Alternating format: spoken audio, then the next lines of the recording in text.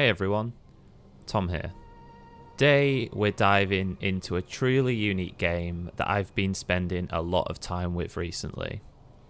Bulwark, Falconeer Chronicles by solo developer Tomas Sala. This isn't your typical city builder, and that's exactly what makes it so incredible.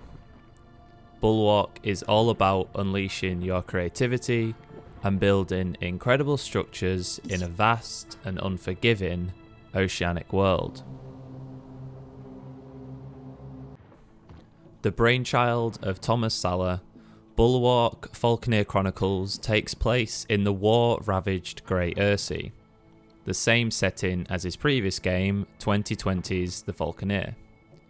Humanity clings to survival on the scattered archipelagos that remain, making the area of play for the game a clear departure from the traditional grid-based settings that are normally quintessential to the genre. Here's the biggest twist though.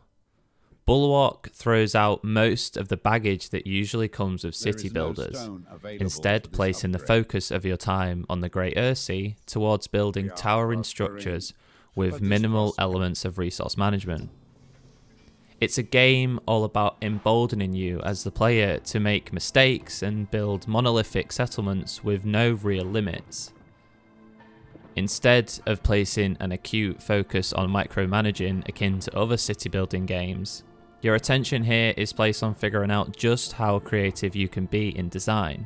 This focus on player freedom is what makes Bulwark so refreshing, and it's rarely seen in modern AAA games.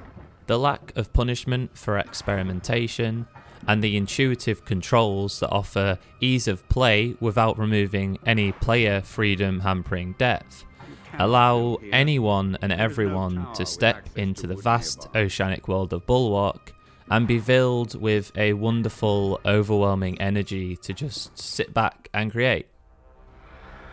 The Great Sea you call home in Bulwark is harsh and near inhabitable, with the remaining pockets of life clinging precariously to the scant traces of rocks that punch through the rough ocean.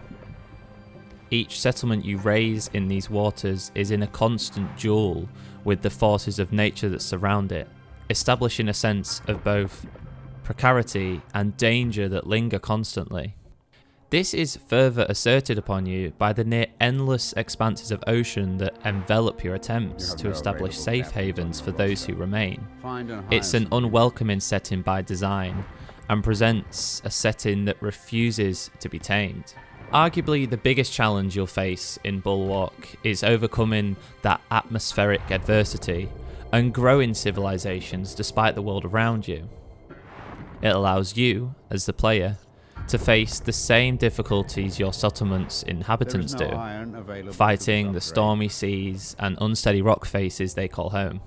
My favourite part of Bulwark is also because of the nature of the world that it takes place within. In another step away from more established city building traditions, your settlements grow upwards and vertically, not across, forming awkward patchwork combinations of towers, walkways, gantries and tidal walls that cross back and forth across one another as you build and expand on the precarious plot of limited land that you can access. It all feels very constrained, as if you're being squeezed upwards in a desperate bid to escape the murky waters below. It's worth pointing out that there are still some classic city building affairs in here, mainly in the form of resource collection and management.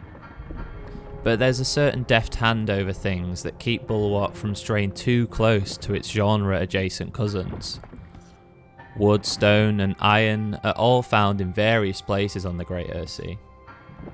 They're necessary to expand settlements and upgrade them to offer higher populations and nifty features such as command towers. Most importantly though, having access to these resources let you flex your creative muscles and add some real flair and individuality to your settlements. These materials allow wooden towers and rickety unstable walkways to make way for more robust stone and iron, courtesy of some simply sublime animations and brilliant, easy to use controls that once again highlight Sala's game design genius. Building new towers and the paths that connect them is incredibly intuitive.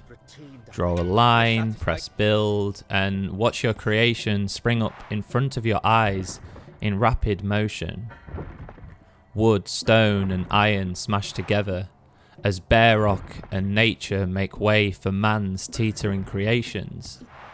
Shelters are constructed, command towers are raised, waves crash against the fortifications, and your population expands.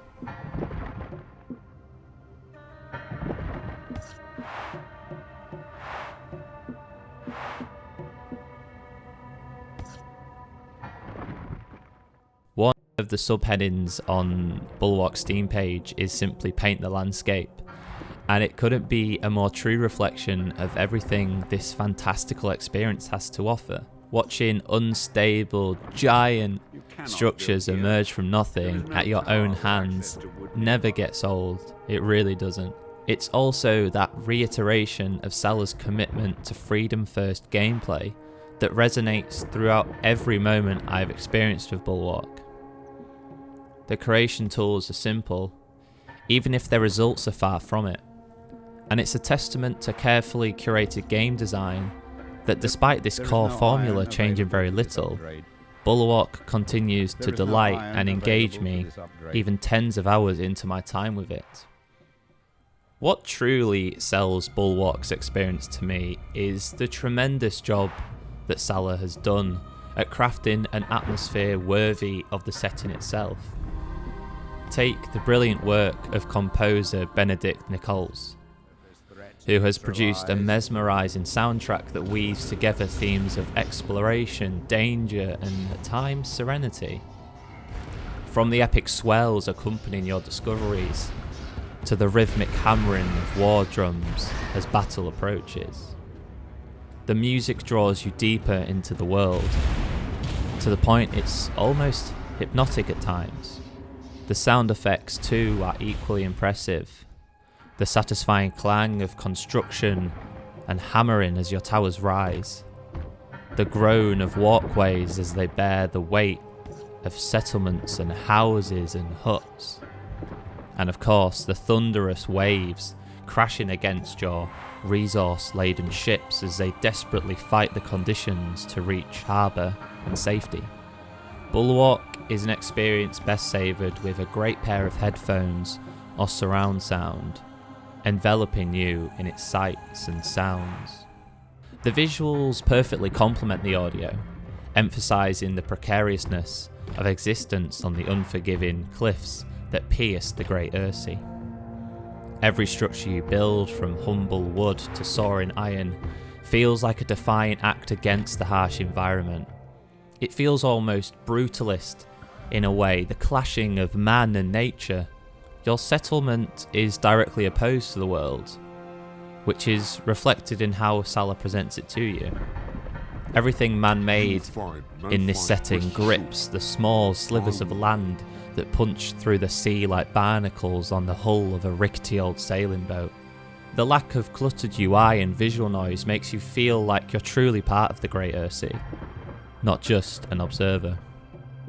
This minimalist approach reinforces the feeling of being immersed in a very lived-in world.